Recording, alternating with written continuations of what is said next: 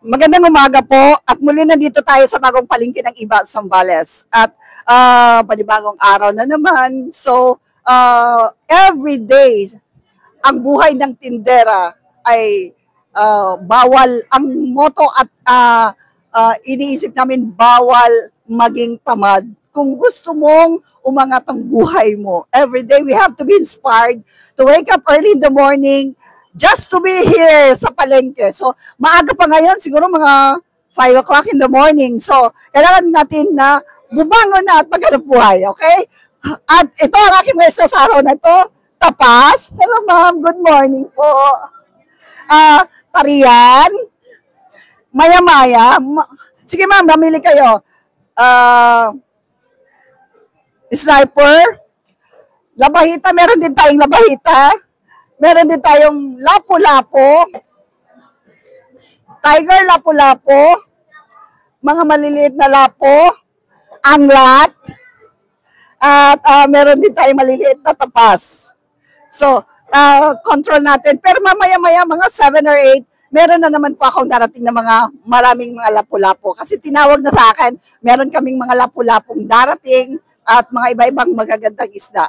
So, sa magang ito, gusto ko lamang po ipaalam sa aking mga taga-subaybay, sa aking mga nanonood at mga suki ko. Maaga pa po, mamalingki na po tayo.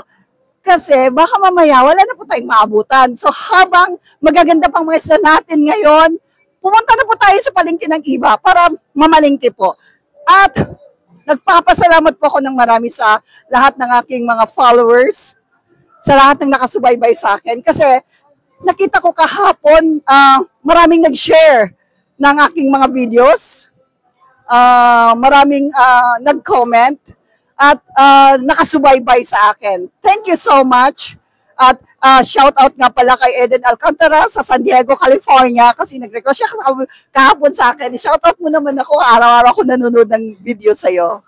Okay? Tapos, meron din akong kasama dito na palagi kong sinasali na hindi ko talaga siya makakalimutan, ang aking happy pill, si Gemma. Si Gemma naman talaga, kahit anong mangyari, rain or shine, nandito siya, bumagyo malan, sometimes ako, absent pa ako pero si Gemma, hindi talaga siya absent.